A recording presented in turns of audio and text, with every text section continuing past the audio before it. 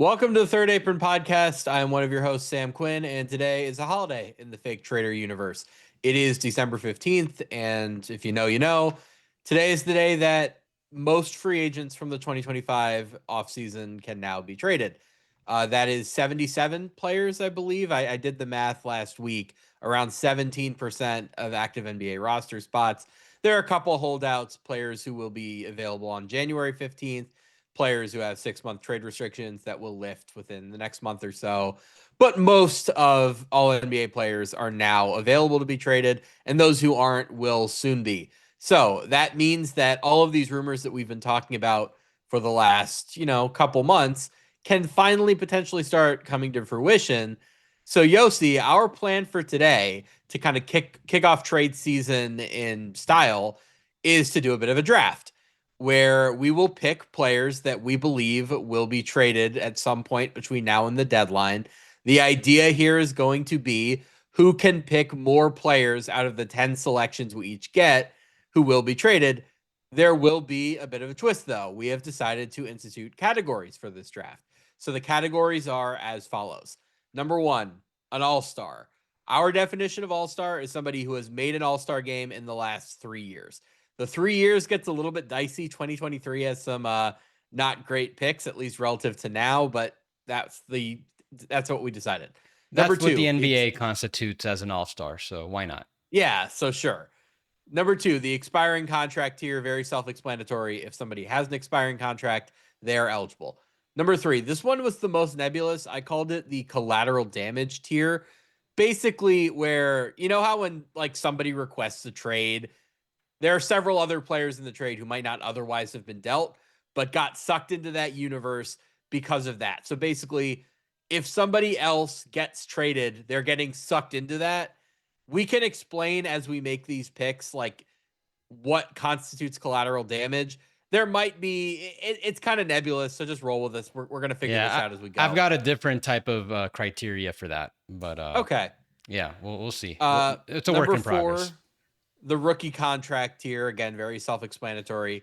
If you are a former first-round pick on a rookie contract, you are eligible. Number five, the bad contract tier. This is a little bit more nebulous. Maybe like we can figure this one out as we go as well. If either one of us wants to challenge the other's bad contract pick, I think mine is semi-controversial, but we'll see as we go. Number six, the solid starter tier. Again, pretty self-explanatory.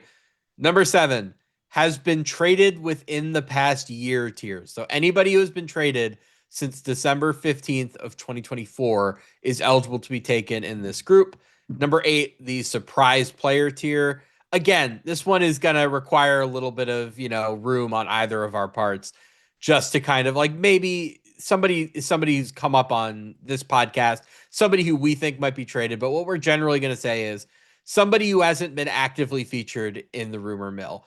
And then for the last two slots, we just have wild cards. We can take any player in the NBA. Yossi, are you excited for this draft?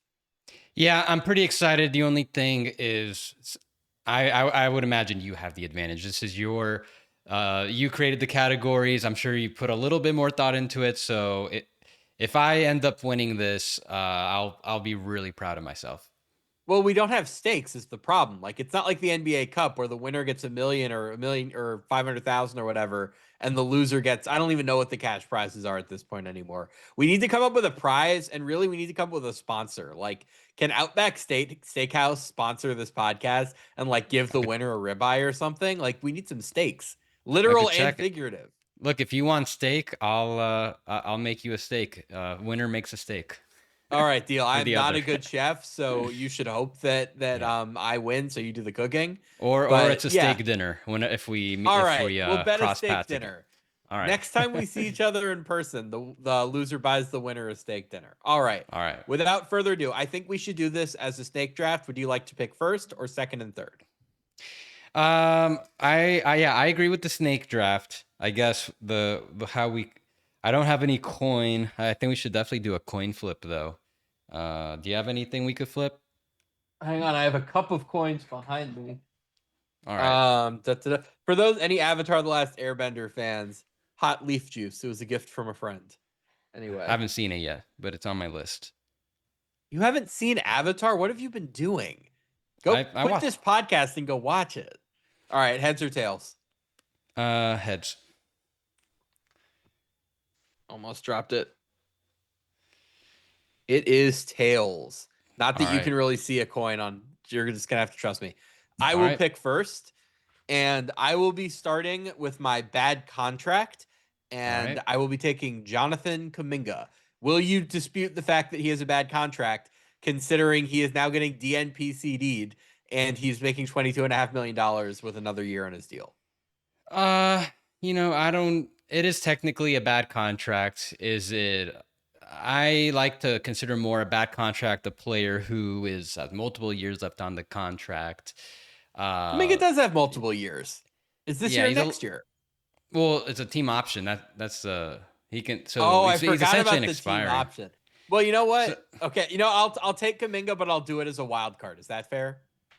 yeah, no, that's understandable. Yeah. Like he's definitely one of the he's probably was going to be one of the higher picks in terms of racking up points, because he's probably one of the most likely players to get traded. So yeah, go ahead. Yeah, I think he is the only player in the NBA I can say with 100% certainty will be traded.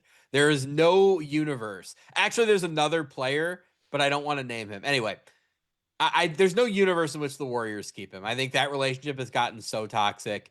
If nothing else, you can find $22 million if you're the Warriors of production from guys who can actually play for you, right? Like he's now getting DNPCD'd.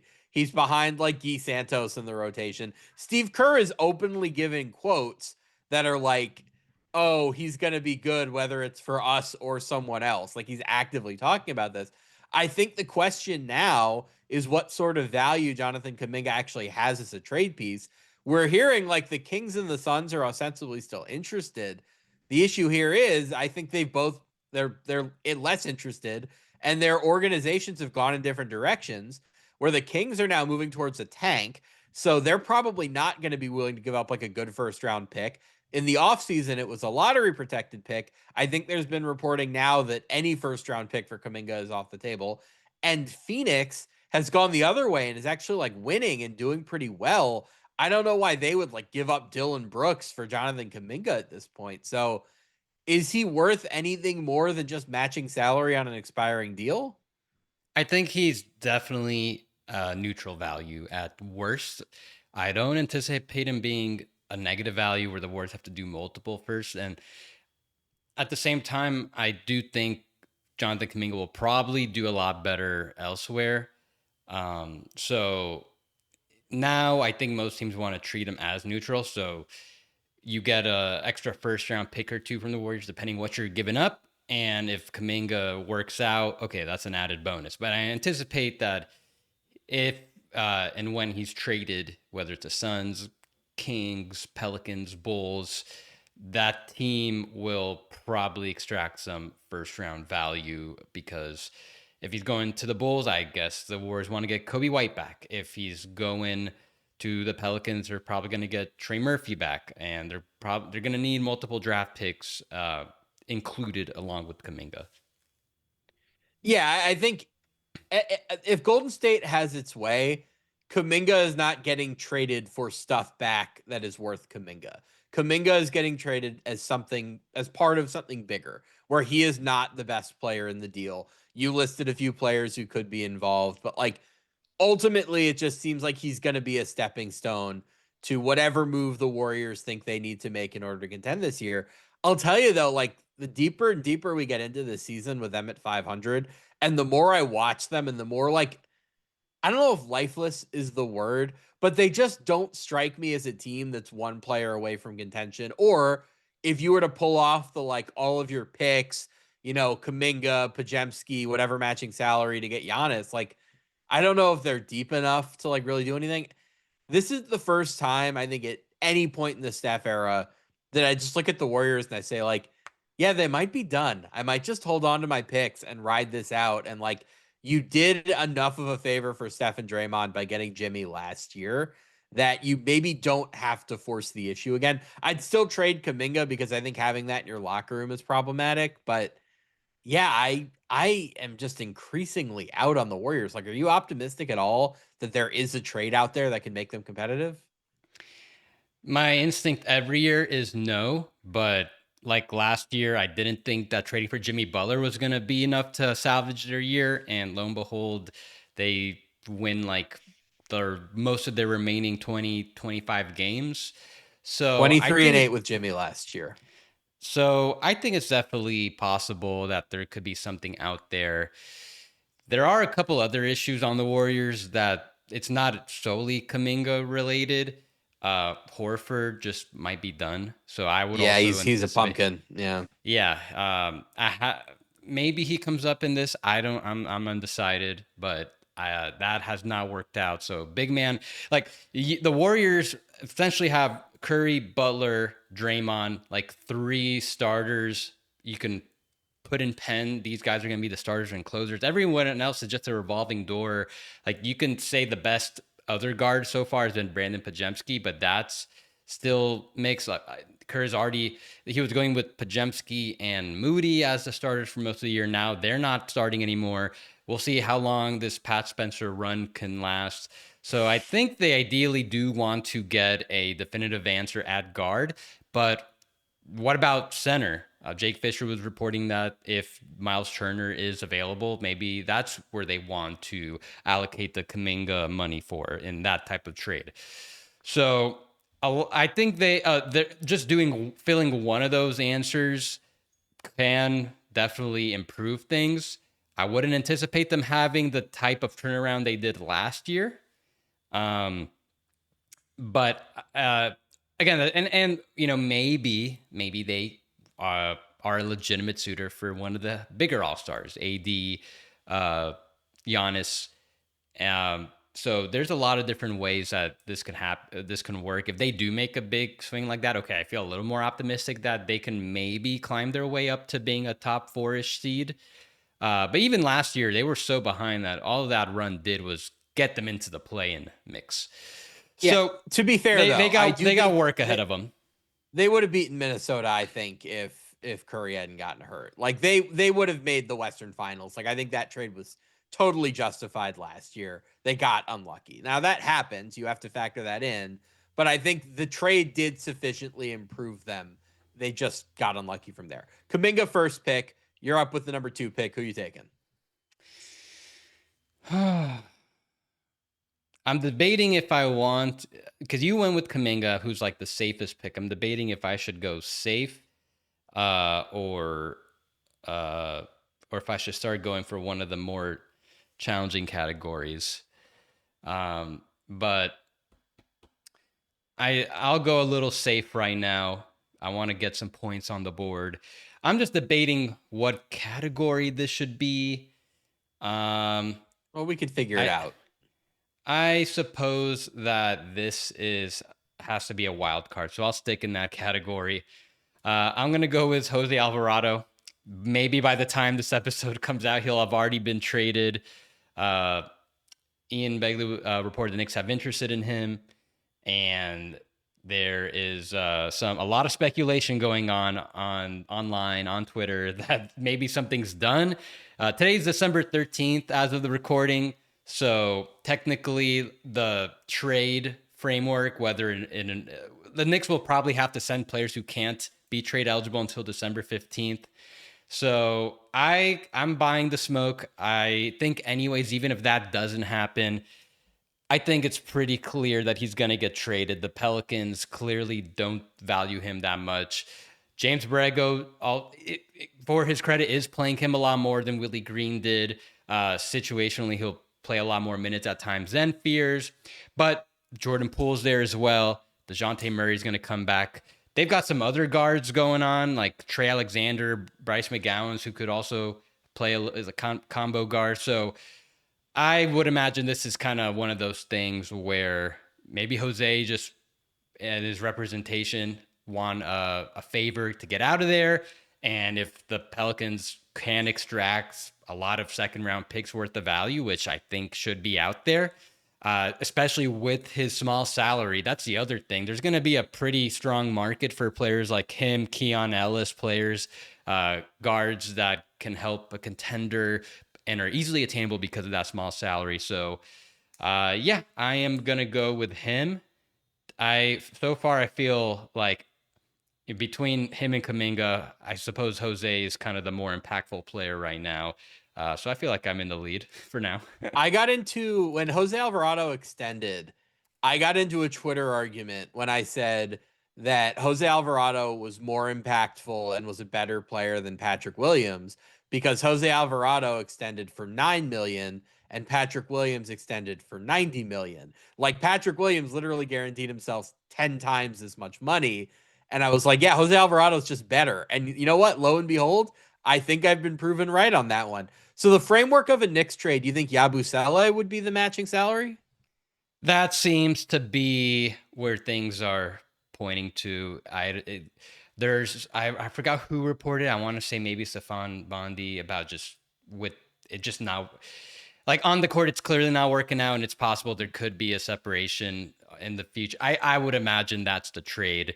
Um, the Knicks could do Clarkson and another minimum salary like Kolick or Hook Porty, but I think it seems like they're gonna move on from Yabusele. So that might be another easy, quick points one in this coming up. Which would give the Knicks also some extra apron space to sign a 15th player earlier, do some other moves.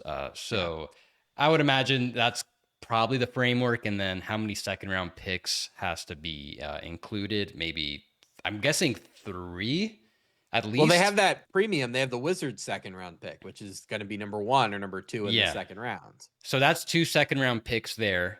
And then maybe one more, because I'm just kind of thinking what that market was for role players last year when the Nets traded Dorian Finney-Smith for 3 firsts. They traded Schroeder for 3 firsts, but they also sent one back. So obviously it's a different market, and this trade will probably set what the market will be for these players. I would guess something around that range. So a couple of quick notes. I think an important one on Alvarado is that the Knicks would have only had non-bird rights on Yabusele, but with Alvarado, they'd have full bird rights. Now, they're going to have some apron issues. I think if they re-sign everybody this offseason, they will be a second apron team. But if the Knicks just get Jose Alvarado, they might just look at this and say, our best path moving forward is just pay Alvarado, pay Mitchell Robinson, be in the second apron for a couple of years. Now, that means they won't be able to aggregate for Giannis. So if they're going to get Giannis, that means that's now or never. Just something to keep in mind. Anyway, your second pick, the third pick overall. Well, since I already kind of alluded to it, I'll just do it. Second wild card who'll get traded, because I don't know if this guy can fit in other categories. I wouldn't exactly consider him a bad contract. I think that could still be, a neutral or potentially positive. But yeah, Gershon Yabusele seems like he's gone. I'm going to be paying attention to what, if he plays at all tonight in the quarter. Is it the semifinal, whatever they want to call it? It's like the semifinal before the final. Sounds like that's just, they're going to both sides are ready to move on. Let's see. He's played in every game, average of like 6 to 7 minutes. It'll be a huge indicator if he just gets a DNP tonight in the cup game. So I'll just go with that, just based on some of the intel going on. Yeah, I think the one issue I take with your pick is that you've now used both of your wild cards with your first 2 picks. So maybe not the best strategy, but I do think he's going to get traded. And even if it's not Alvarado, the Knicks are just, they have their hand in so many cookie jars right now. Like there were Dante DiVincenzo rumors, obviously Giannis. They've poked up in Anthony Davis rumors. Like they have come up so much that I'm pretty confident they will make a move of some kind. And just Yabusele, like when you sign a player who played 27 minutes last year and he's only playing 10 minutes this year, that indicates that clearly he was not the player that you thought you were getting. There was interest in him. Denver wanted to sign him. I think San Antonio was interested. There were teams that wanted to sign Yabusele and give him real minutes. I would not be surprised if, after the dust settles, Yabusele is playing 20 minutes a game again for somebody, whether it's New Orleans or another team. I don't think he is the player that he's looked like on the Knicks. I think he's a real NBA player. So, yeah, I think he probably is going to get traded. So you are going to get points for this. You've also made your life a little bit harder for the rest of the draft. Hey, you started it by starting with the wild cards. So I mean, I don't, I could say the same thing for you. You only have one wild card left. Yeah, we've really maybe next year we think this through a little bit more. I'm going to actually go into a category this year or this round. I Wait, am wait, wait. going So, to pick. we have to stick to. We don't stick to the same category. No, we can. No, you can go in whatever. I told you this before the draft. You can pick in Okay. whatever order you want. You don't have to All right. follow Oh, my it'll pick. it'll okay. Now it'll just make the segments all mixed up. But whatever. Go ahead. It's calm down. It's the content is fine. I don't care about the segment titles. I am going to be drafting my has been traded within the past year player. And this player is valuable for me for two reasons. Number one, I think there's a very good chance he's going to get traded. Number two, he's an obvious fit in another important category. And by taking him here, I take him off of the board for you in that category. So I will be drafting Anthony Davis with the idea that I have not only secured my has been traded within the past year player, I have also removed a possible all-star choice for you. Anthony Okay. Davis chosen for the 2025 All-Star game, so qualified in that category, but obviously traded for Luka last year at the deadline, so has been traded within the past year.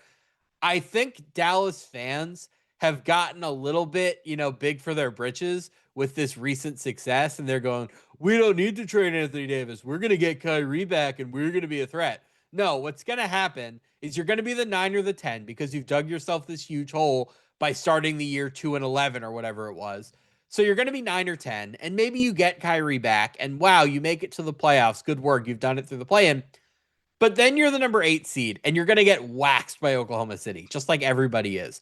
And there's going to be a point in like the third quarter of game 1 where you're going to be down like 79-42 and you're going to look around and you're going to ask yourselves like, was this worth it?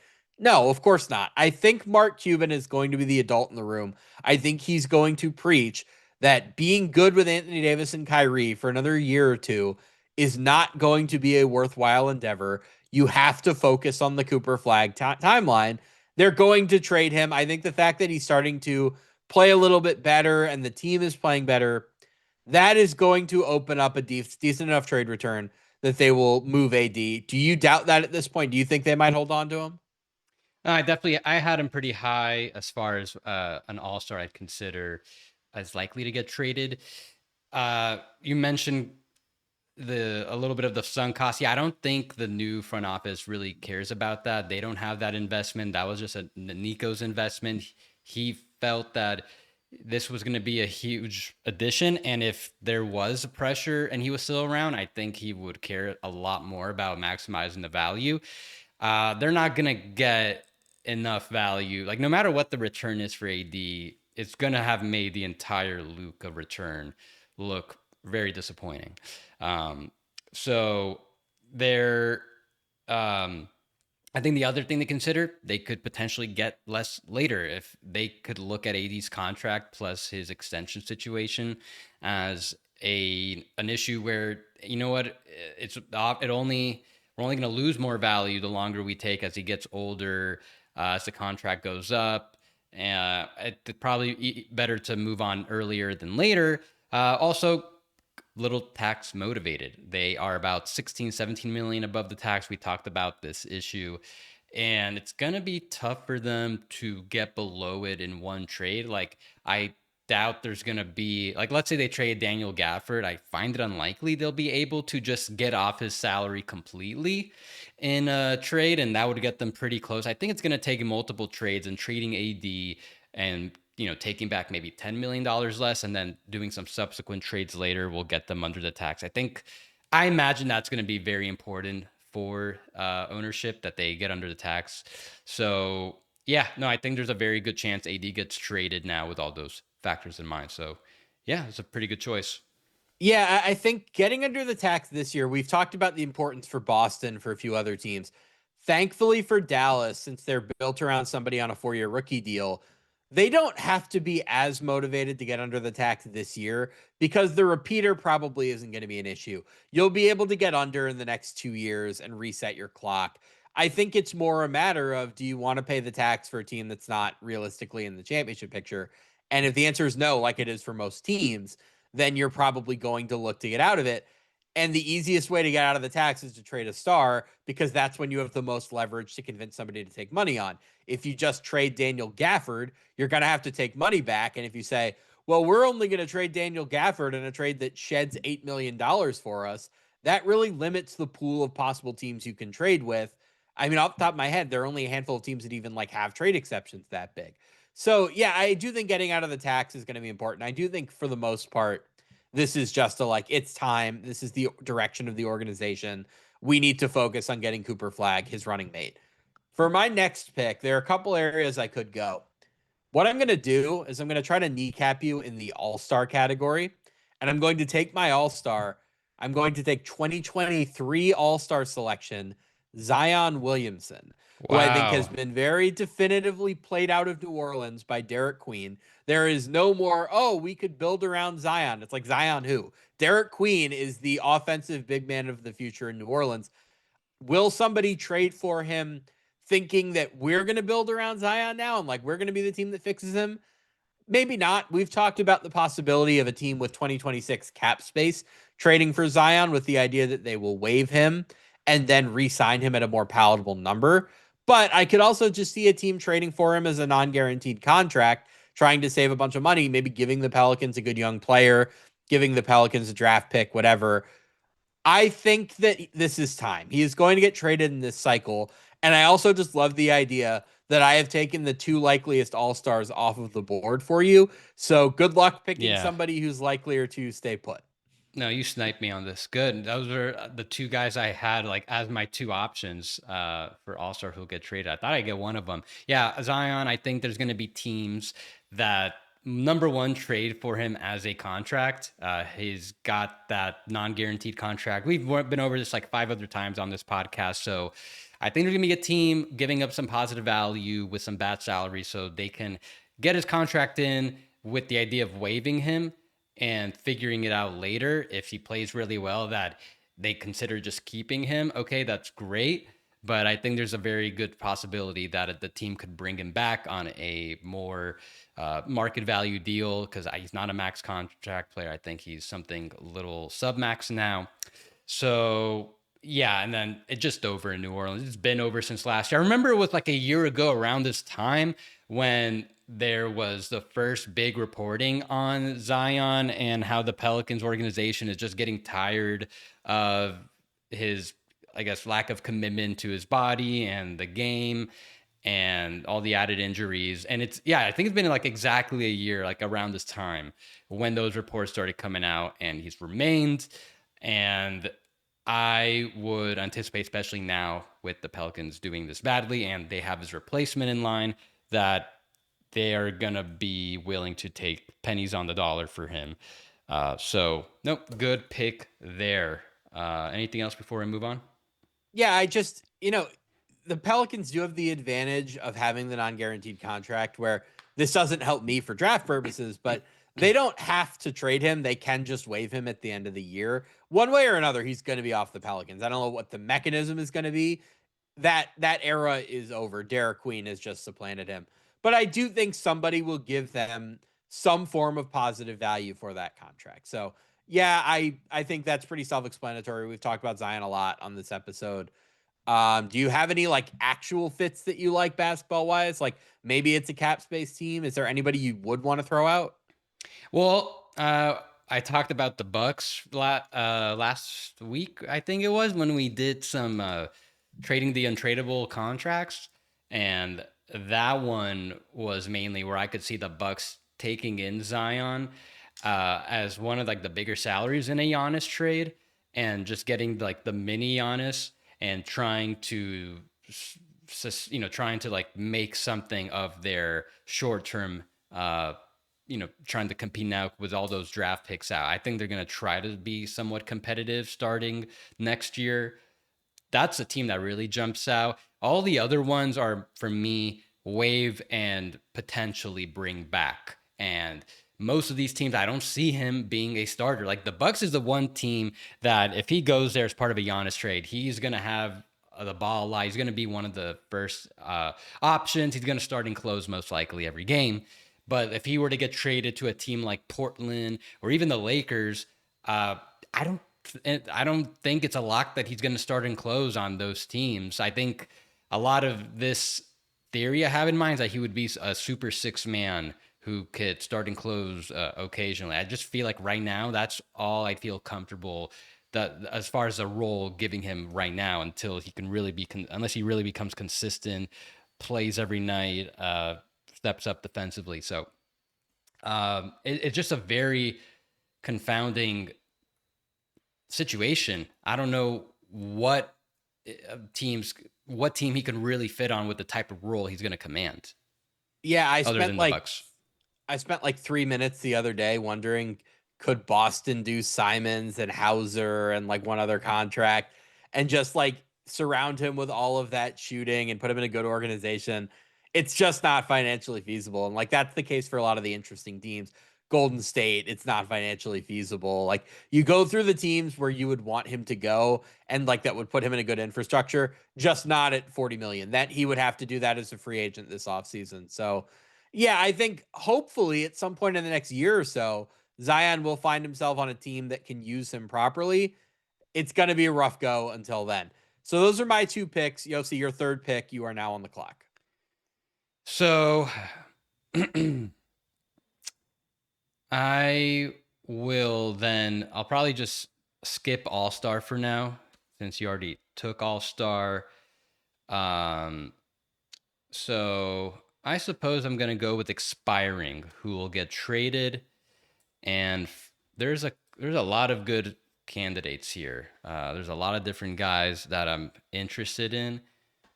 I want to try to strategize so I could get multiple of these guys. So I'm gonna go with you know what? Yeah. So I'm gonna do with my turn first. I guess it doesn't matter the order, but expiring, I'm gonna go with Anthony Simons.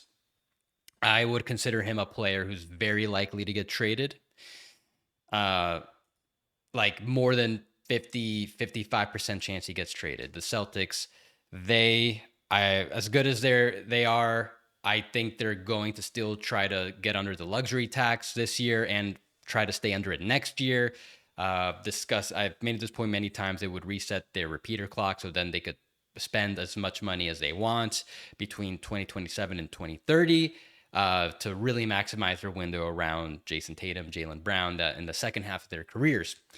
Anthony Simons not really factoring at all for the Celtics, and that's despite them being, I think they're still a top 3 seed as of the time of this recording. I'm gonna double check. I think no, they're third still, 15-10. So not only are they gonna trade him to save money, but I think now the equation has changed where they can try to upgrade, make some type of upgrade right now because they've proven that their floor is really high. Like I think you and I both agree that if we were probably running the Celtics, we'd want them to bottom out, but that's just like not possible. So this was their one opportunity to do it. Even like if they got like the 10th or 12th pick, I think that'd be really good value. It's just not going to happen as long as they have their core players healthy and Missoula, their floor is extremely high. So yeah, okay, yeah, go ahead. Oh, go ahead. I thought you were done. Yeah. Oh, so might as well. Yeah. If you're going to trade Simons, like most teams are going to want positive value. They're going to want probably first round picks of value. So, okay, you know what? Try to get somebody on a cheap contract. We've talked about like maybe they try to get a center like Zubats or Daniel Gafford. Just try to get the best player you can that you think could fit, be a valuable rotation player going forward, but also is on a good contract that fits the structure and the goals of ducking the tax this year and next. So I think that is going to happen. Yeah, I think he will get traded. It's one thing when they got him, it was mostly a cap dump. It was mostly about getting off Drew Holiday. But I think there was some idea that, like, oh, this is a young player with potential. We'll bring him in. We'll see. And I think what's kind of just been proven beyond a shadow of a doubt there is that, like, they just like Peyton Pritchard more. Like, Peyton Pritchard has just been better for them. And I think Peyton Pritchard is probably going to start long term for them. I think their goal or their idea is probably to start Pritchard, White, Tatum, Brown, and maybe Kata, maybe another center moving forward. I think the other thing that's happened there that I think has kind of gone underplayed a little bit as far as like a reset the tax clock idea goes. Kata, Walsh, and Minot all make basically the minimum in the 26-27 season, but then all three of them become free agents after that. So if you want to keep them long term, like all three of those guys are going to get real NBA money, I think. If you reset the tax clock, you can do that guilt free. If you don't reset the tax clock, now you're having to make hard decisions involving those players, let alone any other decisions that you have to make. If you want to add somebody notable, for instance, having two 35% maxes puts a lot of cap pressure on you. So, yeah, I do think it's going to be imperative for them while they have the chance to reset the tax clock. I know they're not going to tank, they're not going to prioritize their pick. But I think they should at least say, like, winning the 2026 championship is an unattainable goal. Let's not rush Tatum back. Let's not make a dumb win now trade. Let's just let this season play out organically, aside from ducking the tax, and then we'll figure out the rest from there. So, yeah, I do think Simons is an obvious trade candidate and a good pick. I'm just wondering how many like upgrade trades are there that would help them duck the tax next year? Like, if you did some sort of Simons for Zubats trade, is it even possible then to duck the tax next year? Because you have Zubats at like 18-ish, 19-ish million? Let's see. I'll just look really quickly. We got them already 16 million below the tax. That shouldn't be red. So, yeah, and that's assuming they get the 16th pick. If they remain playing as well as they are, I mean, it'll be like $1 million less. Yeah, I mean, then they might just need to do another follow-up move if you trade Sam Hauser, which is that might be the subsequent move they make. I think at this point, I would rather duck the tax and hold on to Hauser. So it's they can make it work. They've got enough.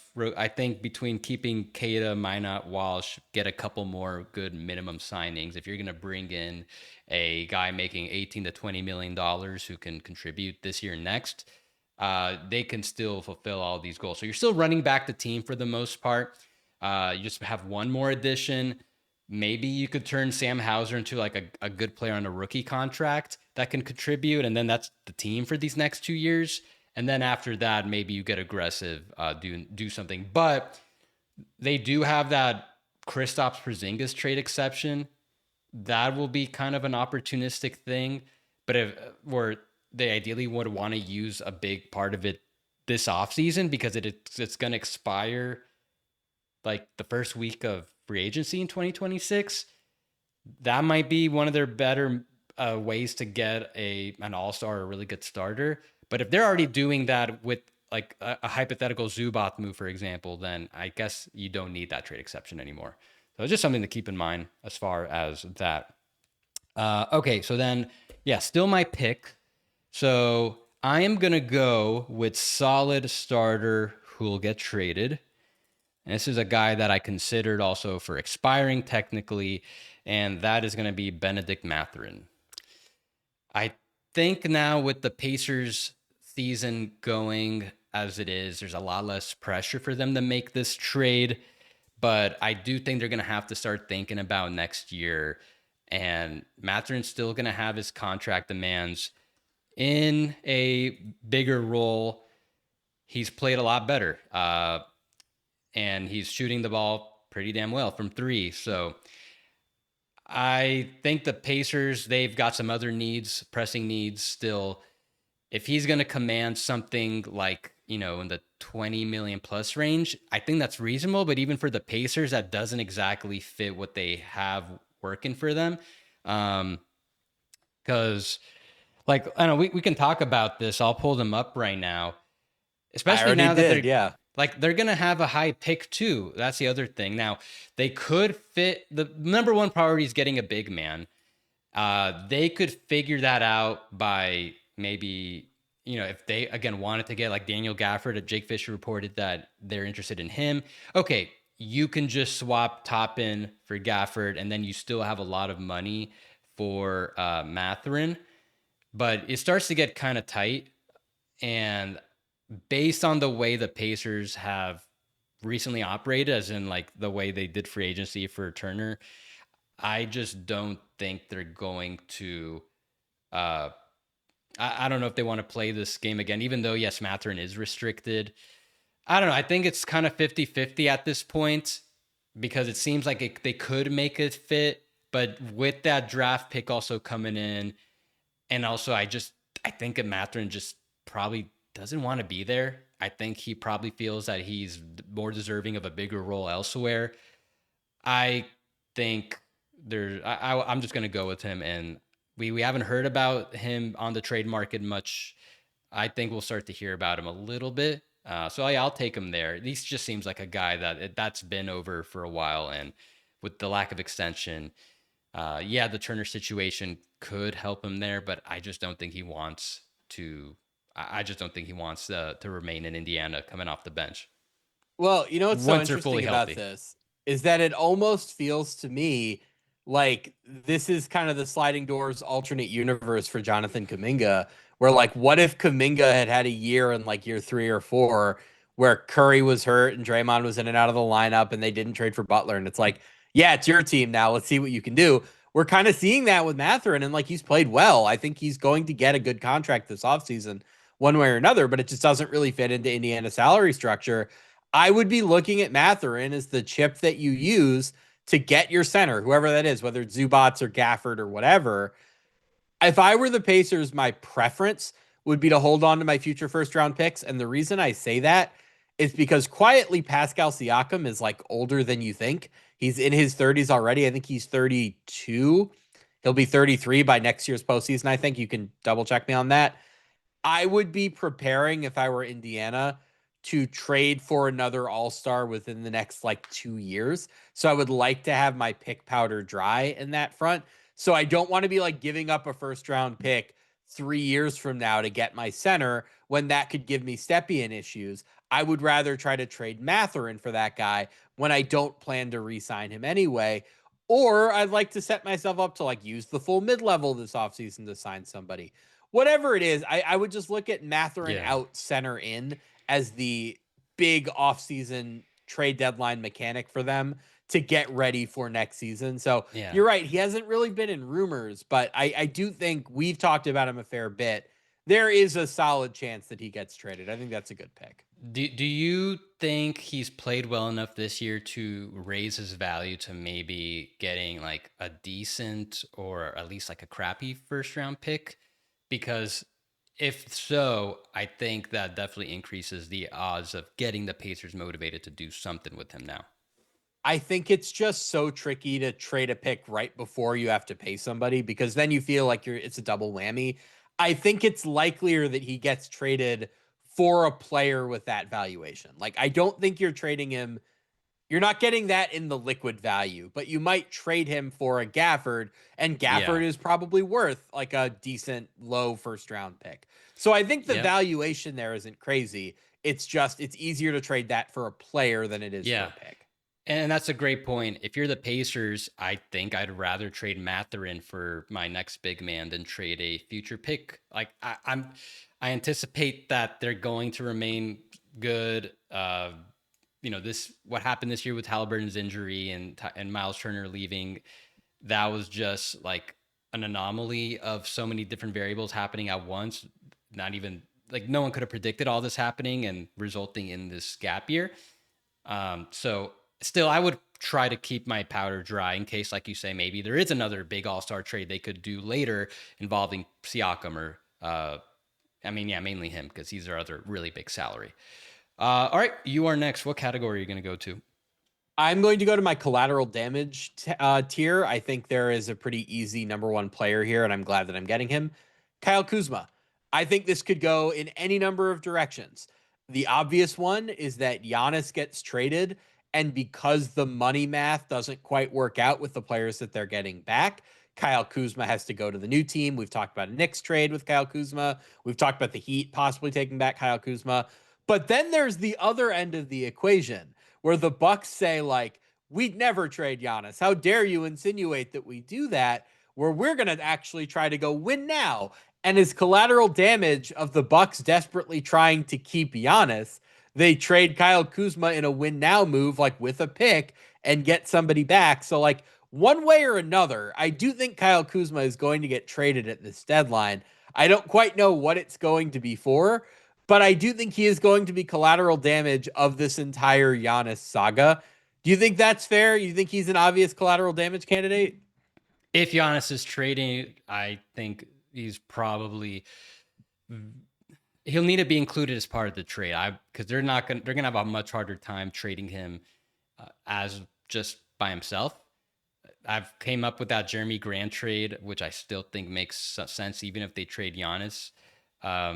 If the Bucks can get a little bit of value from the Blazers in that type of framework, yeah. As far as like if it's a part of a Giannis trade, then yeah, no, that makes sense. It's also just the trickiest tier, right? Because you're not just predicting the player itself. You also kind of have to predict what the calamity is that makes them collateral damage. So Kuzma was just the clear number one for me in that tier. And then I'll just go down quickly. I'm debating a couple of guys. You know what? You've taken your expiring, so I'm going to go to my solid starter tier. I am going to take Michael Porter Jr., who is having a spectacular year for the Nets, like borderline all star candidate. I didn't put him on my East All Star team, but I wouldn't go crazy if somebody else did. The contract is, it's a huge number, but it's only this year and next year. So you're not really making a huge commitment. Like we've talked about some of these younger teams who might be trying to make a big trade, but don't want to like mortgage their future in the era of Oklahoma City. Michael Porter Jr. might be a good compromise candidate for somebody like, say, Detroit. So I do think he will ultimately get traded. I think if the Pistons could do like matching salary and a bad first, say their own 2026 first for Michael Porter Jr., that's a move that makes them like considerably better this year potentially without harming their ability to make a bigger trade down the line. They could use Porter as an expiring contract in whatever their next move is. So yeah, Michael Porter Jr. strikes me as somebody who ultimately will get moved. It's something the Nets would do, right? Like what did they do last deadline? They traded everybody. So eventually I do think they'll get around to that. And he has played his way into like a not terrible trade return. I thought about Michael Porter Jr. I struggled mainly to pick a category, but also like with, none of us have picked Giannis. I have some doubts if Michael Porter Jr. will get traded right now. The Nets have been pretty patient when it comes to trading some of their top guys. Like Mikal Bridges was a pretty obvious trade candidate that we knew the Nets should have traded him. They were going to trade him, and it took just a little longer than before it happened. Same thing with Cam Johnson. He was a trade candidate all of last year, only got traded in the deadline. They just got Michael Porter Jr. and he's playing, out of his mind. He's helping the Nets stay not in that bottom tier for the lottery odds. They'd like So to change that. yeah, I think even which is kind of they kind of addressed what the major issue was for last year, which is they had Schroeder play out of his mind and be a really good facilitator. And I felt like with all the just having rookie point guards, it was going to be really impossible to get enough wins. And with Michael Porter Jr. playing this well, it hasn't really mattered. So now it's not as bad as last year. Like they're only 3 games below the Wizards. So I think they could afford right now to continue with Porter Jr. They could press some buttons. I think it's still just kind of it's kind of hard to know what Porter Jr.'s value is right now, because on one hand, the way he's playing, he's probably worth multiple first round picks, some valuable players. But the Nets, they might be valuing him at a super high premium. And it's still kind of early to know what the proper valuation is on Michael Porter Jr. Do you think he's going to replicate this on another team? I would imagine not really, because he's probably going to be at best a second option, more likely like a good second to third option on a contending team. So just based on the Nets history, I would imagine this they keep him, they trade him in the offseason like they did with Mikal Bridges, like they did with Cam Johnson to really maximize their return. I think it's a good pick. I think he's definitely going to be on the trade market. But I just have a little bit of doubts that they'll actually end up trading him. Yeah, I will say the Nets, you've pointed this out, do kind of have a let great be the enemy of good issue with trades where they refuse to trade players unless they feel they're getting optimal value. And like, look, there is something to that. You want to get the most value you can for your players. But the danger you run into there is that you wait too long and guys either lose value because they lose time on their contract or because they get hurt or because they don't sustain performance or they help you win too many games, like was the case last year. I think they've seen the light on this. I think Porter will be traded, and I'll go a step further. I think he'll be traded like comfortably before the deadline. I think this could be like the trade that kicks off trade season, like the real high end trade that kicks off trade season. Something that like comes in early January, late December. I'm pretty confident in this.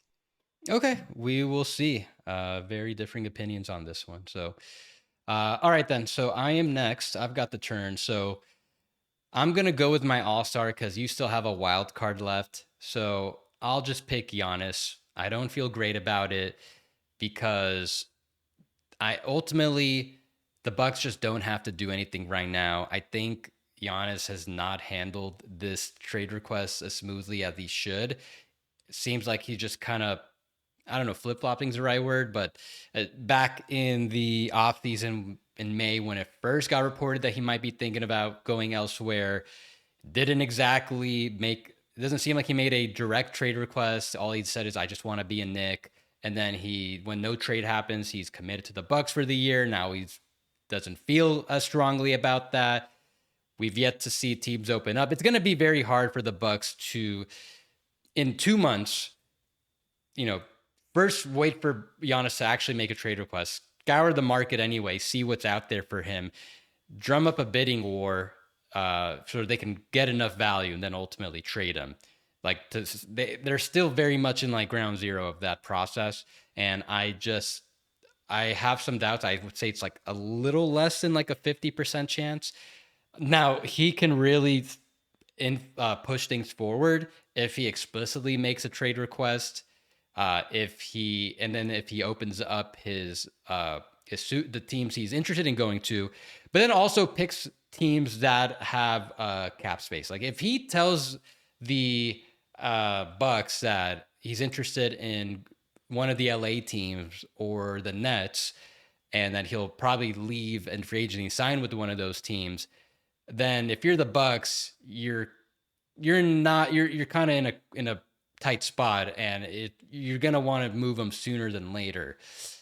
So that could really push things forward, not necessarily to those teams, but maybe that gets them more motivated to get something done with the Knicks or trade him to one of his other preferred destinations if he opens it up. So I'm going to go with him just on the opportunity in case he does get traded.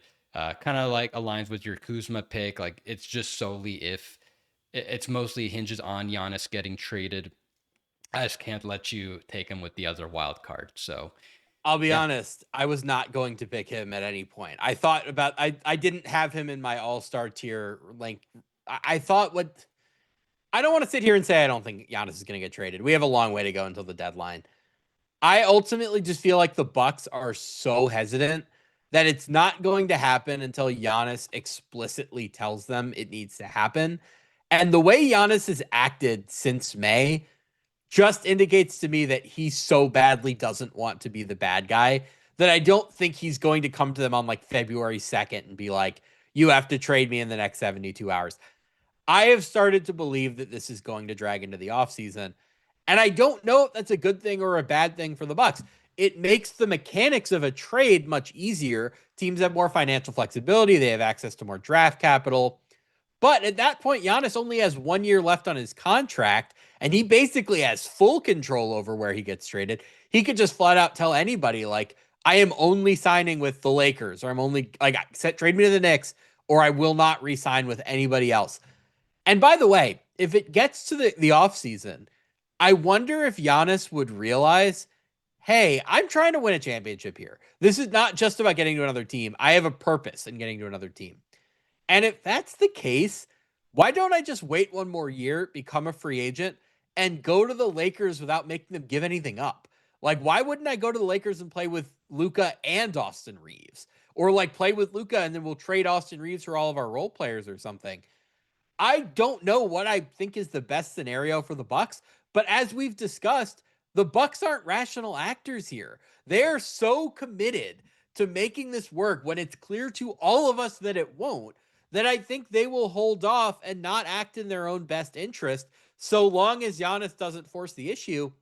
And the way Giannis is acting, it kind of makes me think he's not going to force the issue. So, what other All Stars did you consider for the slot? I'm curious. Like, did you think about Ja Morant? Did you think about Lowry Markkinen?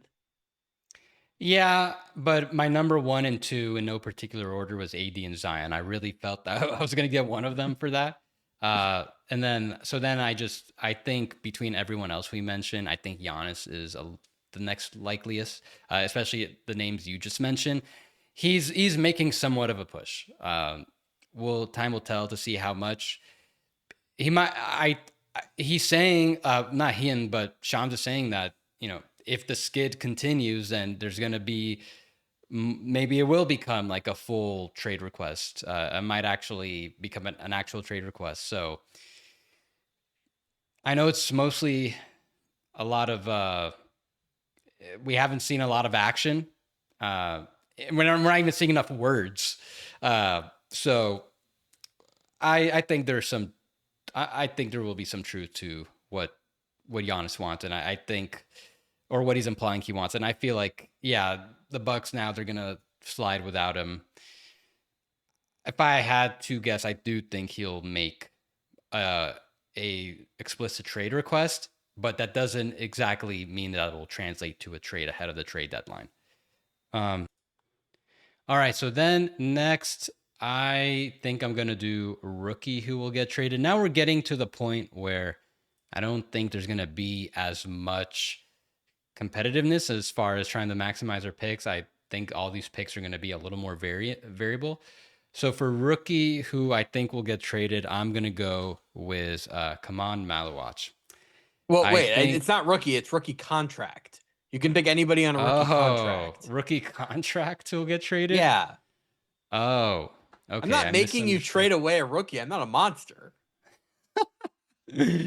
Well, okay. I won't. Okay, then I'll undo my pick. I know who I want to pick. I just want to say if it was rookie who has to get traded, that's kind of the Suns' best trade chip right now to do anything. They don't have any And first round picks to trade. even that is not great considering he just hasn't really played. So, Yeah. yeah, I mean, they're kind of not to say it's the worst thing to be stuck with the team that they have because they're playing well, but yeah, they're not really in a position to be making big ads. Yeah. So, no, with that, he look. Ultimately, the Suns, I think they'll still be stuck in their ways. I could see them regressing a little bit, and then feeling the urge to make some type of swing. Like one of the kind of like the best type of offer I could see the Kings getting for Domantas Sabonis right now, for example, would be him going to the Suns for Jalen Green and Kaman Malawach. Like I think, or Mark Williams. Like I feel like that's more than enough value for the That's Kings not to do crazy. that. Yeah. So with the Suns trying to do something, maybe even try to get like Kaminga. Not saying that Malawach would go to the Warriors in that scenario, but maybe to in some type of multi-team trade. Yeah, so that's why I say he's the most likely rookie. If in case we ever wanted to make that a category, most likely player on a rookie contract, I am gonna go with Jaden Ivey. Would have been Technically, my pick in still, the next round. yeah. So with him, I'm not 100% convinced he's gonna get traded. I think the Piston now my stance on that has changed a lot since he returned because when the Pistons were cruising and they had only one or two losses, all that preceded Jaden Ivey's return. And I was starting to think, okay, you know what? Maybe if Jaden Ivey can't improve his trade value, then they could try to get him back on some contract that is pretty nice for him to come off the bench at the very least. And if he ends up blossoming and he could be a starter, maybe be a co-star along Cade, then okay, you have a great contract on your hand that could maybe be tradable later. He's not played well this year. So that really changes the dynamic. And I know they're only playing him like 10 to 15 minutes a game upon his return. I'm going to check really quickly, see if that's changed at all. Do you know, has he been, I mean, no, I mean, yeah, he's going now to I like be- 16 to 19 more a game. yeah, I believe they've been working him back in slowly, that there has been a minutes limit, but he also Yeah. just hasn't played that well. So like he hasn't earned playing the sort of minutes that I'm guessing he wants to play yet. Yes. So, and I think the team just kind of outgrew him. I don't think he's going to get that role that he's hoping for anytime soon. Even if he becomes the best version of the type of player he's meant to be, I just don't think the Pistons need that right now at the type of money he's going to command. I think they're better off continuing with Duncan Robinson starting at the two, unless they could get a significant upgrade there. But I think that's fine now. Like, I think that's a pretty good contract. It declines, they can get off of it at any time because it's not guaranteed after this season, or I think it's like partially guaranteed next season. And they've got Dennis Jenkins playing really well at backup guard. So now even at the role that he could actually, if he's going to be a role player to help the Pistons out this year, that's right now not his best role. So I'm starting to think that I don't think the Pistons are going to make like a big consolidation trade. I see people trying to package Ivy and Holland and multiple picks for Giannis or AD or Larry Markkinen. I like Jaren Jackson, but I would guess that they'd probably start to look into trading Ivy, try to get some value for him now, because now it makes less sense, I think, to take him to restricted free agency. They do have a lot of flexibility going forward. So, yeah, they could give him some contract where they can, if it might be like a good value. Like you can already say, like they have 67 million in tax room. Half of that will probably go to Jalen Duren. So yeah, you could still bring back Jaden Ivey, but I don't know. I think you're starting to run into a risk of that contract maybe not being a positive value one in a potential trade later. And you got to play the guy. Like you cannot keep him and just like he wants, kind of like Matherin. He probably feels that he's worth a certain amount of money and deserves a better role elsewhere. So I'm kind of like at 50% chance they trade him, just more so as a favor. But then also they get some type of, at the very least, draft capital back for their troubles. Well, I think you missed the other big important point here, which is there is a world in which he just signs the qualifying offer this offseason because he doesn't have that much value right now, relative, like based on how he's playing. I don't know there's going to be a team that throws a big offer sheet at him, and you can't have him sign the qualifying offer. Yossi, correct me if I'm wrong. The qualifying offer comes with veto rights on trades, right? Yep. Whenever you sign that, you can, yeah, you veto So any it's trade. kind of now or never. If you're going to trade him and get value back, you have to find a team that wants him now as opposed to letting him potentially sign the qualifying offer or lose out on leverage and restricted free agency where he has more control. And I do think it works out nicely for them, and that there are a number of teams that are exploring trades of stars who therefore could have a bit of a ball handling vacuum, or like if Milwaukee trades Giannis, they need somebody to dribble. If Memphis trades John Morant, they need somebody to dribble. If Dallas trades Anthony Davis, I know that Anthony Davis and Jaden Ivey are obviously very different players, but they don't have a long-term guard aside from Ryan Nembhard. They could just slot him in and say, yeah, you can take 15 shots a game. That's totally fine. I think the trade, like the outlook, the situation that teams are in right now is going to be conducive to somebody taking the chance on Jaden Ivey. So I do think he's a good pick. And I think you put it nicely when you said the Pistons have outgrown him. Dennis Jenkins is just the backup point guard now, period. Like, that's just what it is. Karis LeVert has played well. You're not going to displace him. Duncan Robinson has been important. Like, you're just running out of minutes and shots for somebody who badly needs minutes and shots to develop. I think it's totally feasible that Jaden Ivey goes to another team and plays really well. And, we kind of look back on it and people go like, man, if only the Pistons had kept Jaden Ivey. No, he wasn't going to become his best self in Detroit. It had to happen somewhere else. So, yeah, I think this is a great pick. And I not only would I not be surprised, I was going to pick him next. I'll just say one more thing about that point you just mentioned about him taking the qualifying offer. So when you look at the recent restricted free agents, like not so much Kaminga, because that's just like a very specific situation. Maybe there is a Kaminga type thing where the Pistons could give him a 1+1. But I think it's just like you're just kind of messing. I think that could just hurt the team ultimately with because he's still going to want to play and play a lot. But when you look at, for example, like Quentin Grimes, who took the qualifying offer, Cam Thomas who took the qualifying offer, neither the Nets or Sixers were going to be contenders this year. So there's a lot less pressure for them to bring back a guy like that. I think it's kind of fair to say Jaden Ivey is not like too far from that group. Like he's kind of in that group of players right now. Maybe I think the expectations he'll be better than those guys, but he's pretty much in that group right now. For the Pistons, they're pretty much a contender right now. They could make the conference finals. I don't think they'll make the finals right now, but they could definitely, if things break right for them, make it with the team as is.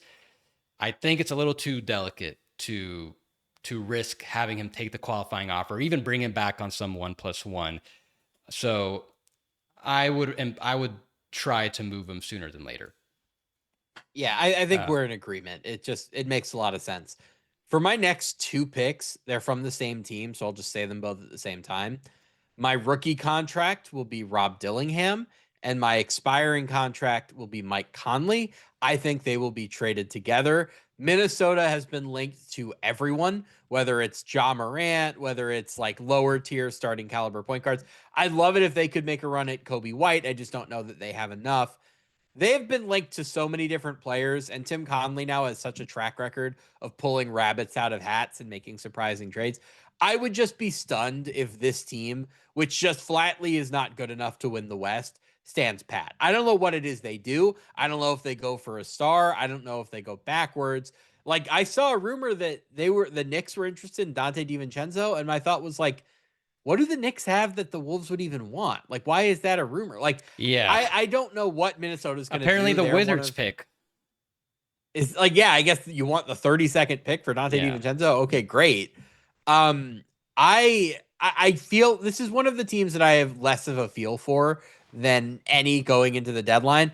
I only feel confident that they're going to do something, especially because like the longer Rob Dillingham just barely plays and plays badly when he does play, the less value he's going to have. You want to trade him as a mystery box, and that means you kind of have to act quickly. Conley's just the easiest matching salary for them because the way their books are set up now, like Naz Reid is making a lot of money, Julius Randle making a lot of money, Rudy Gobert making a lot of money.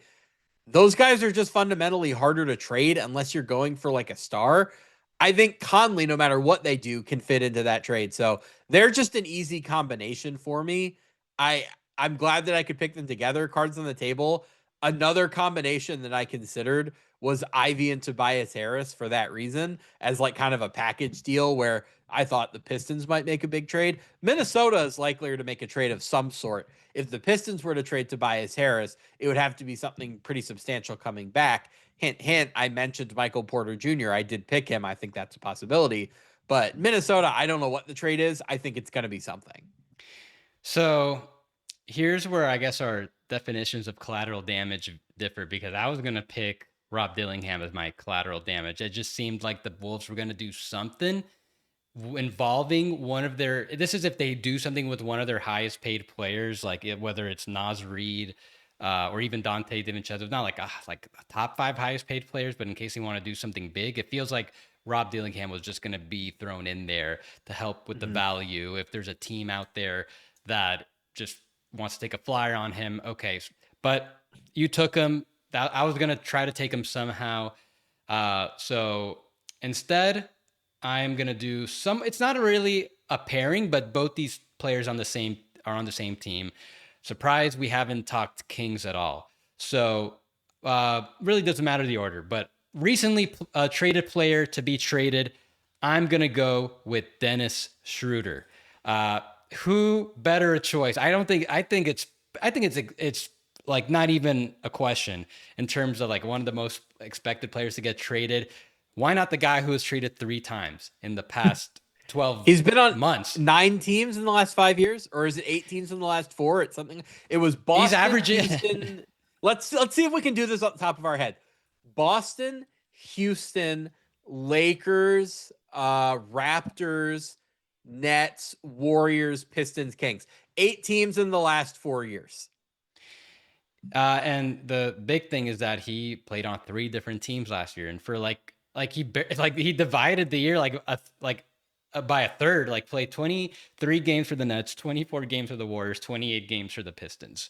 The Kings, they are going to look to trade everybody, and he's probably, in my opinion, the one of the more likely players to get traded because I think that contract's fine. It's like basically the same exact money he's been making, and he's been okay. Like he's not a starter. He wasn't like other than that crazy net start to the season he had last year. He's averaging 18 points a game, 6.6 assists, 38% from three. Um, like he's a very high end backup, and making around the full mid level, that's a fine contract for him. It's cost controlled. It's only guaranteed this year, next year, and then it's non guaranteed in the third year. The Kings have a lot of guards going on right now, and I think there's going to be another team interested in the Schroeder experience. He's kind of like him, Buddy Hield, players that they don't like. It just never seems to work with the team that they have. Like he plays fine, but every team just happens to move on from these guys. And a big reason for that is that the salary is like at the right amount where another team will be interested. So I think Schroeder's going to get traded as the Kings look to do move players around. I think they could probably get like a second round pick or two for him. So the interesting thing about Schroeder is that he flips back and forth where he goes from playing really well for one team to playing really badly for the next. It's kind of funny where, like, case in point, look at last year. Great for the Nets, terrible for the Warriors, great for the Pistons, bad for the Kings, which means he'll be good on his next team. The only issue is, are you going to find somebody who wants to take on that multi-year contract? It's a partial guarantee on the last year, right? Yeah, and then if you even want to proceed that, before he was on the Nets, he was on the Raptors. Not great for the Raptors, but before that, he was on the Lakers. Great for the Lakers. So yeah, I think I don't know. There's just something about him that every team wants to try him out, and it's okay, but then teams just they could probably do a little better each time, or like just the situation changes. So that's my pick, Dennis Schroeder. And for my collateral damage, I am going to go with Keon Ellis. Is he collateral damage of their stupidity? Look, so you're saying like Kuzma's collateral damage. The Kings, I think, are going to be pretty active this trade deadline.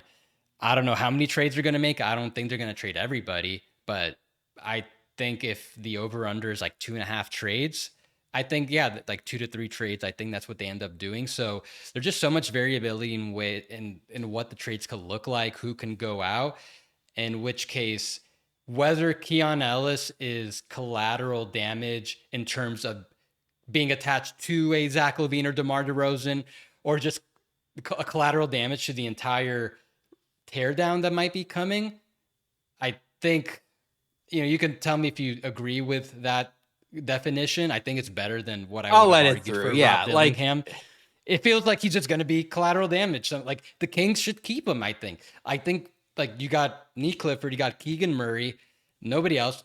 Why not actually play Keon Ellis, play him more than they're playing him, and try to extend him once he's extension eligible on a pretty good contract. I think that's the way this should go. But it doesn't seem like that's headed that way. And so it seems like he's going to be collateral damage then. Yeah, I mean, the irony of this is like he could be attached to a Sabonis trade or a Levine trade.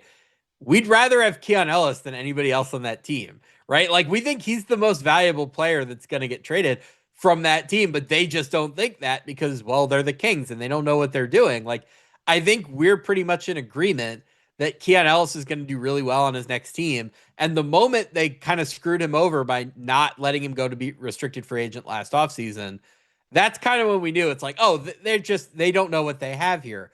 His next team is going to love him. He's like, it's cliche to be like, oh, 3-and-D player, he's going to fit on every team. I think there's more to him on the ball. I think he just has like a feistiness and a physicality that's going to play very, very well in this era where teams are pressing more, where teams play deeper lineups. They play 10 or 11 guys and they want you to hustle more. Like, I just think he's going to go to a good team. He's going to fit in and he's going to, frankly, stand out. Like, I think once he's out of that horrible Kings infrastructure, he's going to shine. Yeah. All right. So those were my two picks. You're up. I think, how many do you have left? Like three? I have so I have two, you have two, and then I have one after Yeah. that. I'm gonna save my surprise for the end because I actually do think I have a meaningful-ish surprise. So I have one wild card, I have one surprise, and I think I haven't taken a bad contract yet. Yeah. Well, Same. okay, this is one that comes up quite a bit. Not a huge bad contract, mind you, but I think a bad contract. We've talked about Dallas trying to duck the tax. Klay Thompson, you agree that's a bad contract, right? Yeah. Yeah, I think they'll It is. find a way to move him. I think it might be a scenario where it's part of an Anthony Davis trade. It might be a scenario where he goes somewhere and he gets bought out afterward and signs with a contender. I would not be surprised if it was even the Dwayne Wade special where he winds up back in Golden State through some mechanism where everybody involved just kind of feels like, look, we would like to end things on a high note. I don't think Klay Thompson is going to finish the year in Dallas. I think they're going to make several substantial trades. Even if that's only a money thing, I think there's a good chance Klay gets traded. And like, he's not Klay Thompson anymore, but he started to be like half decent and usable. Like he's not what he was early in the season. Well, I kind of have doubts that he'll get traded. Let me ask you, like, what's like two Klay Thompson teams you think would trade for him? It's any team that's trading Anthony Davis and the Mavericks are saying you have to take him. I think that's the easiest. Or it's a scenario where like Dallas wants to duck the tax and they go to like Charlotte or Utah or whatever and they're like, "Hey, send us back an $8 million salary and we'll give you a bunch of seconds or something like that." Like I don't quite know what the mechanism is, but I think he winds up off of that team in some fashion. I think he's a little more likely to remain with the Mavs and potentially be a buyout guy this offseason. I just, I think I understand what you're saying, but I think that's just a lot of money between AD and Clay for another team to work to make something happen. And then like they're already not going to get that much. I think they're already not going to get that much value for AD. So to put Clay on top of that, I think you're really putting a cap on what type of value you could get. Um, if you're going to send them to the Nets or a team that has tax space, that's going to cost assets that they don't really have to move. So Okay, I have a team. I'm a little doubtful on this one. Let me throw out a trade for you. Daniel Gafford and Klay Thompson for DeJounte Murray with some draft capital involved. Because the Pelicans do need a center. I mean, I don't know what kind of draft picks the Pelicans would be trading. I mean, Maybe they're if they dumb. want, They'd give up a good first round pick because why not? Like no, I think the Pelicans have kind of infected us, sort of like the Mavs, where like after the Luka trade, we were allowed to pitch the dumbest fake trades ever because Nico had made a worse one. The Pelicans are kind of like that with draft picks, where like, well, if they're willing to give up their unprotected pick in the following season, sure, they'd give up a protected pick 2 years later for Daniel Gafford. Why not? I don't see it. I don't see them doing. I get what you're saying. I don't see them giving up another first right now, and for that type of package. All right. So then, which are you gonna do your second wild card then? I'm going to do my second wild card and I'll save my surprise for last. This is the easiest one on the board. Chris Paul. Like either he's going to get traded as a minimum to some team that just like he can play 10 minutes a game for, or the Clippers are going to do something more substantial and he'll be matching money in there. It's a no-brainer. He's literally been sent home. He's not going to play for his current team anymore. I think he's one of the easiest will get traded in the NBA. Yeah, I mean, does a buyout make sense for him? Does he? I don't think so. No. He might as well just keep the money. No, because he's Worst a case, minimum, right? So like if he's just going to sign with somebody, you might as well just get traded there. yeah. Well, I'm thinking like, what if like let's say it's the Knicks, but they don't have the like let's say they even do the Jose Yabusele type trade, they still wouldn't be able to like he wouldn't be able to recoup the money on a full minimum if he got bought out with the Clippers, if he gives back like most of his money. I'm thinking if there is something like that, I think the Clippers probably hopefully try to trade him. That will help them because they're going to want to get it below the tax too. I mean, they could probably do that with like some other trades, but seems like they don't want to trade Harden, Zubats, Kawhi. Yeah, none of those players came up. I kind of feel like, yeah, I'm inclined to believe that they're going to be stubborn about that and just keep those guys. Like, cause yeah, not a single Clipper has come up yet. So no, My list yeah, is so much flashier than yours. I have Chris Paul, Klay Thompson, Mike Conley. You have Gershon Yabusele. I think mine's safer. But yeah, if more of your guys get traded, then you have a little more risk reward for sure. Other than Kaminga, like We that's the need to safest, best next value year. in We're going this. to introduce some sort of point system, like that. It's beyond just who gets more guys traded, just to introduce more appetite for risk. But anyway, your last two picks. Okay, so yeah, these are tough. It's really hard to predict bad contract who gets traded because that implies that the team giving up the player is giving up some positive value to make it happen. So I went up and down the list. Um, I'm I want to pick a king, but I think the contracts are just like too bad. Um, you know what?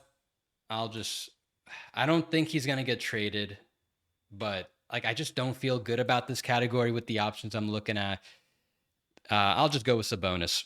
Um, You're counting him as a bad contract because interestingly, the king I had was Zach LaVine as the bad contract. Now, well, I do think Sabonis is overpaid, but I'm just well curious how that you landed on Sabonis over LaVine. well I think Sabonis is more likely to get traded than Levine. Uh, Okay. I think it's gonna be. I did come up with like a trade where if he went to it was a Wizards trade. I already forgot what it was, and I think it made some sense. Oh, I liked Um, that. That was from the untradeable contracts episode. That was a good trade. yeah, I already forgot what the details were, but I'm just gonna put Sabonis there to try to get a little more risk reward on my end. I I there was a report by Sam Amick that Sabonis is I think he's kind of like comfortable if there is no trade, and Sam's pretty plugged in there. So I'm inclined to believe that yeah, they're probably not going to push things. I don't really think there's much of a market there. But and when you're looking at the best players in terms of raw talent, who's considered a bad contract out there, I think Sabonis is probably the best one available. I mean, do you have any other like? Is there any All Star level player you would think is better with a negative value contract? Well, no, I think it makes sense. Yeah. Yeah. Off the top of my head, I think no other player that I think I picked Sabonis to make the All Star team last year. He didn't actually make it, right? I remember that being a controversy, or was that 2 years ago? Uh, no, he's wait the All Star team Yeah, or All NBA. I mean, All he's Star team. so I'm gonna pull up. I think he made All NBA, but not All Star recently. Yeah, 24. He missed All Star, got third team All NBA, and he hasn't been The an All Goran Dragic Star. special. And he's a 3-time All Star, twice with the Pacers, only one time in that 2023 season. Okay. So and so I think it's kind of a risk on my chart for my draft picks worth doing because it seems like Sabonis, even though I really struggled to find the market, the teams out there for him, he just seems like a player that there's probably teams that would love to bring him in for like also just the locker room stuff, floor raising, leadership stuff like that. I think that stuff. I think like the Kings really value that stuff. The Pacers really value that, and I'm sure there's another team out there that will really value that. Also, it feels like the Bulls might just like. We can't rule out the Bulls trading for him. Just seems like something that we talked about, a possibility, not talked about, but like you could just envision it for over a year now. The Bulls trying, wanting to upgrade at center, and that just seems like the type of guy they would go for. So I'm counting on the Bulls doing that. And then my surprise. Okay, so can you give a little bit a definition of what the surprise has to be? Like what constitutes a surprise player? I would say it's tough. I use your best judgment, but I would say like somebody who is not actively featured in rumors, like try to like make a good faith effort to be a little surprising, but we can figure it Okay, out if a guy is eligible in the moment. because I want to. I really want to. I want to take Kobe White, but I think that's like a gray area. So I want to see I think which that's I would have allowed it, but you're right, it is a gray area. If you have somebody more surprising, I would I'll be maybe go for honest, it. just because I'm surprised that we're hearing him as much as it is. I want to try to find the reports. I think Mark Stein touched on it. I want to say also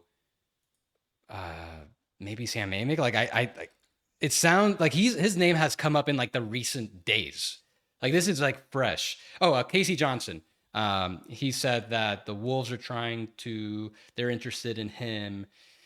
Um, to, to, to, yeah, Athletic also mentioned about the Wolves' interest is so it sounds like the Bulls are listening on him, and I bring it up just because the only reason to me that would happen is I'm guessing the Bulls and White are kind of far apart on what his next contract will end up looking like.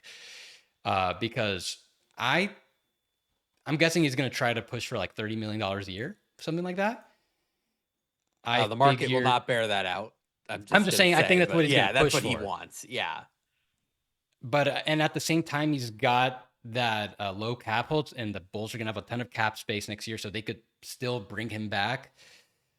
So I don't know. Like I'd be happy to if we're not in agreement on if this counts. It's just like I'm just surprised that it sounds like they're willing to trade him I'll like allow it. this. Yeah. I mean, I think the core, not the core It's, issue, but it does feel notable that right around when he came back, the feel good start did kind of slip away. I don't think that's his fault, but I also think like the Bulls are kind, I don't want to say moving away from him, but if you're going to start Josh Giddey at point guard and you're going to give him all these touches, you do kind of need to have defense and shooting around him. The shooting Kobe obviously brings. He can't defend anybody. They can't get a stop to save their lives. So, yeah, it does kind of make sense. The Bulls are also just frankly a cheap team.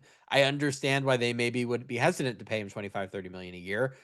And Minnesota, if they can get him, considering the limitations they have asset wise, like that's great. That's a home run of a trade where they would actually be one of these teams that in the Apron era would, instead of like stacking 3 stars, would have one guy to max contract, Anthony Edwards, and then like 4 or 5 guys in that 30 million, 25 million a year range with McDaniels, Gobert, Randall, Kobe White. I think I'm forgetting somebody. Did I say Naz Reid? Naz Reid. Like that's an interesting roster salary construction. So I hope they can get that done. I think that just makes Minnesota a much more interesting team. And I'm glad that Chicago seems to be considering this, mostly because I don't like wasting good players on the Bulls. Like we lost how many years of Alex Caruso's prime watching him play for those dumb play-in Bulls teams. Like, let's get Kobe White somewhere fun. Sure. yeah, just by definition, like it surprised me. We're talking about surprising player. Me reading all this stuff about Kobe and like by so many different sources in rapid succession, it just genuinely surprised me. So I think it's only fair then that since it's so fresh and how it made me feel, I think it's fair that that this counts. So I have a couple other different players that are more surprising, but I do feel like it's a little safer. I'll go with I'll Kobe. make my pick, and then you let me know. Like, we can go through any notable names that we skipped for whatever reason. Yeah, I've got some honorable mentions. So my surprise player, as we went through the exercise last week of trading the untradeable contracts, something that really occurred to me was there are more teams that should be interested in Kawhi Leonard than I think have been discussed. Kawhi Leonard is playing really well. I know there's a lot of risk, but I think we've now reached the point where the reward outweighs the risk with trading for Kawhi, because the Clippers are just so done with him and so done with this era that I think you could get him for matching salary and like some pretty trivial amount of value, because they kind of just want to move on. And he is playing at an all-star level when he's on the court, which is obviously mixed. I think if you're a contender and you have the matching salary, it just, you can manage his load enough to get him into the playoffs and acquire him at a low enough price point where if everything goes right, like we've talked about the risk calculus teams have to consider when trying to face the Thunder.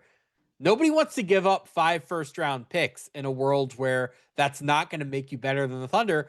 If you can get Kawhi Leonard, that gives you the upside to be competitive with them for some of these teams without costing you all of your assets. So, like, we talked about the Lakers, we talked about the Sixers. Detroit makes a lot of sense for Kawhi. If you could do Tobias Harris, Karis LeVert, and Jaden Ivey for Kawhi Leonard, like, yeah, I think that's a great trade for the Pistons, because that gives you the upside to really contend with Oklahoma City, but it doesn't cost you all of your picks in the way that Lowry Markkanen or whoever would. And then if it doesn't work, you just turn around and use Kawhi as the expiring contract in that Lowry Markkanen, Jaren Jackson, whatever trade this offseason. I spent like a fair amount of time last night trying to construct a Minnesota trade. The thing that I came up with was Rudy Gobert, Mike Conley, and Rob Dillingham for Kawhi. And then the Clippers would turn around and trade Zubats to the Pacers for 2 first-round picks. And they would say, like, yeah, we'll just putz around with James Harden throwing lobs to Rudy Gobert for a year. Like, as I looked around, it just occurred to me that with how well Kawhi is playing, there are more teams for whom this might make sense than I think we have otherwise discussed. So I think that could be the bombshell of this trade deadline. I'm surprised that you. Surprise player. That's the idea. I would be. No, I would be extremely surprised if he's traded. Yep. And no, you make a really good case. Like, but the only thing you gloss over is the aspiration thing. I think that's just a major roadblock right now that's going to prevent him. Can I counter that? Like, if a new team isn't gonna, like, I think if he gets traded, the Clippers could still be hit, but I feel like the new team would go to the NBA and say, like, hey, is there any chance that you void the contract after we trade for him? I don't know. My suspicion is that they might say, like, we'll punish the Clippers, but we'll let you skate on by. I just don't think any team wants to touch him until that's resolved, and it's going to take a while. So that's just where I'm just saying, like, that lowers the cost. If you're willing to trade for him, like, I guess Jaden Ivey is a real cost for the Pistons, but, like, if you just turn Tobias Harris in your rotation into Kawhi Leonard, how much better does that make the Pistons? I would say pretty substantially. I feel like I should change my surprise player, because now Kobe just feels safe.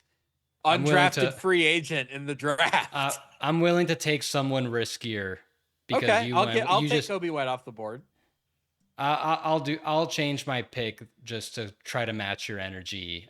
Because Kobe feels like a safe pick. He's been in trade rumors. Great. I'm on board. Okay, I'm gonna go. Kobe White has been waived. I'm gonna go with Jaren Jackson. Okay.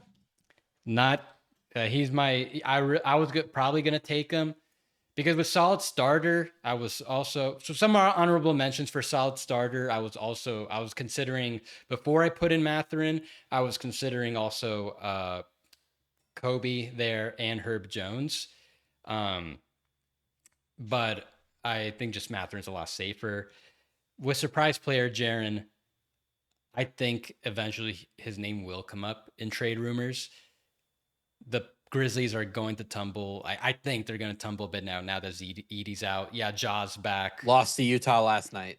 Yeah. So I don't think I I don't think it's gonna. I think they're gonna get back into like now they have the 13th worst record in the league. I think they're gonna climb up a little bit. Uh, in the reverse standings. The Grizzlies are. I think they're in a rebuild. They might not say it, but after that Bane trade, we both talked about how that's kind of like them heading in that direction. They've invested a lot in these young players: Cedric Howard, Jalen Wells, Zach Edey, several others. And I think we're heading that direction with Ja. Eventually, he'll probably get traded. And just no talk about Jaren. I think Jaren's more likely to get traded than Ja. Surprising as that might sound. Well, yeah, people actually want him.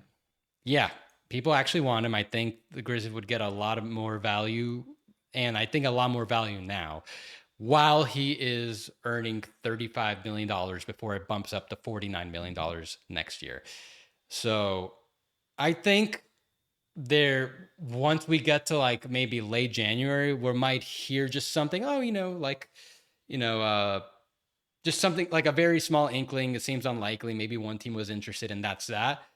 And maybe and then maybe a trade actually happens. Most likely, we won't hear any inkling because it's the Grizzlies. They operate behind closed doors. All their trades just happen.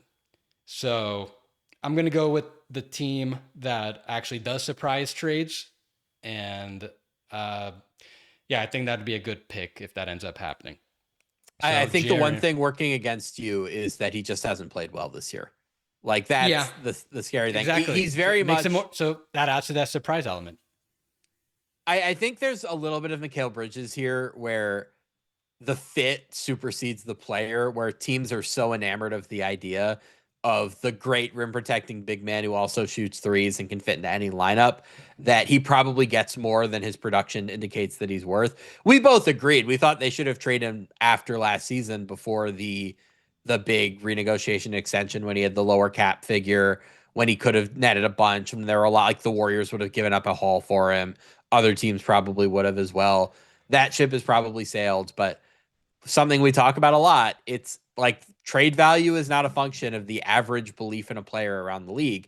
Trade value is a function of what the single team that believes in a player most across the entire league is willing to pay. And there will 100% be a team that's willing to pay a starish price to get Jaren Jackson. So yeah, I think it's a good pick. Thank you. Just a couple of honorable mentions. For the most part, I got all the guys I wanted, or you got them as well, because there are a lot of them with these categories were interchangeable. But only other guys I was really strongly considering for bad contract were Jalen Green and DeMar DeRozan. Jalen Green, where the Suns, if they're going to do something, I think it very likely could involve him. DeMar, I think he might be the more likely of Levine and Sabonis to get traded since he's got that partial guarantee for next year. But I just wanted to go with a little higher higher risk reward and pick Sabonis, because if he gets traded, then that's good for my board. And then one other player I was considering for solid starter and surprise player was Jared Allen. Not a guy I said I was gonna do Darius Garland as my surprise if Kawhi had somehow fallen off the board. Which I would be very surprised if Garland gets moved. I think that's more of an off-season thing if they wanted to move on from him. But with Jared Allen, kind of like with Jaren, he's got a big extension that's about to kick in.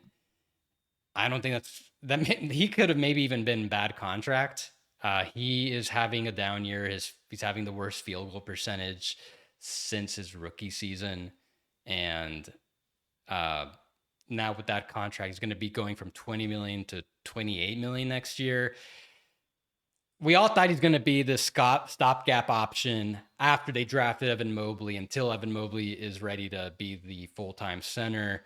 And to the Cavs' credit, I think they're right to invest in multiple big men, because now the league is trending in that direction, more size, physicality.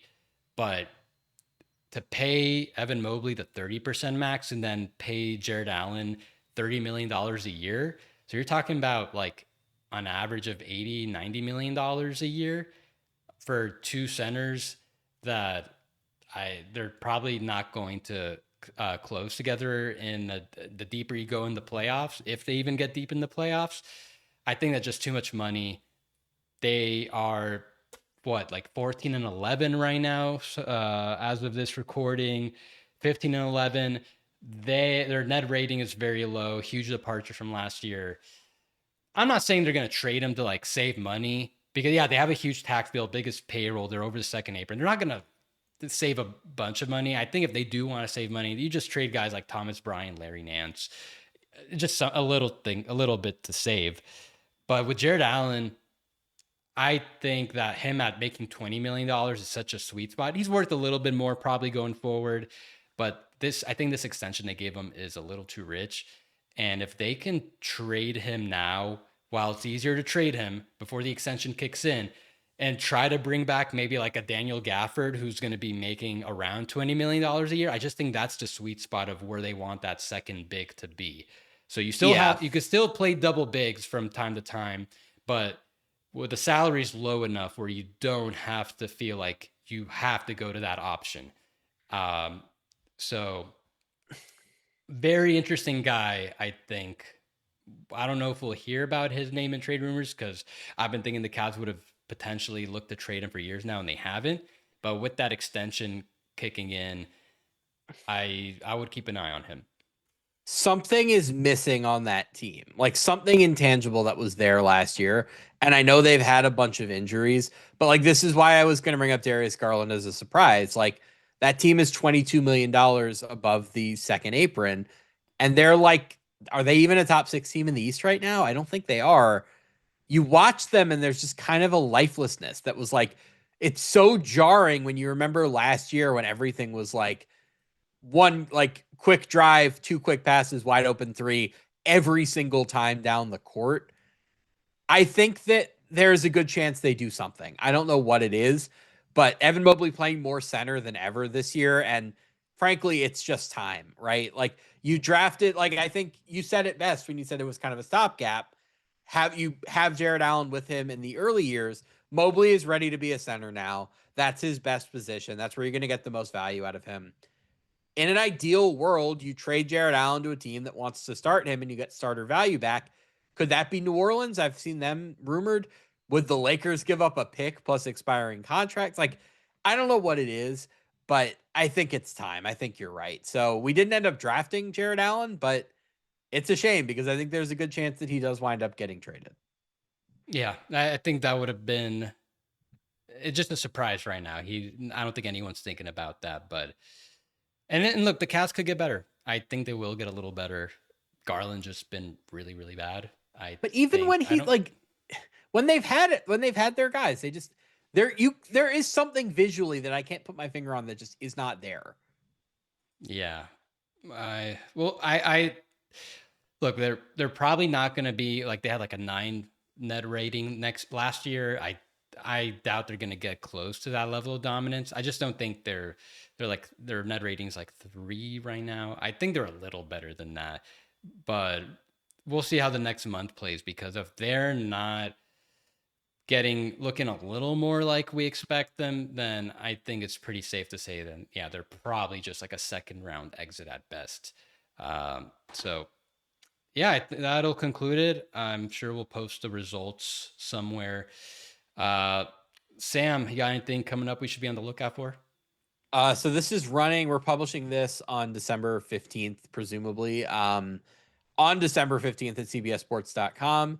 I am publishing my big annual list of 100 trade candidates between now and the deadline. Keep an eye out for that. And then I'll have a million trade stories between now and the deadline. I'm sure we'll talk about several of them on here. But yeah, read cbssports.com. And I am working on my big draft guide. Covers all 30 Trade teams. guide. Draft is not till June. I think I already made that mistake. So my big trade guide going to cover all 30 teams, mainly what team objectives will be and generally players who could be available on the market. I'll kind of go over who's not going to be available, who's unlikely to be available, but then get into the case why a certain player could be on the market. Eventually I'll do a part 2 that'll probably focus like on the dominoes once we get more intel next month about who's actually available and how that could impact the market. So yeah, be on the lookout. I try to have this out Monday, maybe even tomorrow. I mean, maybe even Sunday. It'll be out by the time this video comes out. So thanks for listening, everybody. Subscribe to Third Apron wherever you can.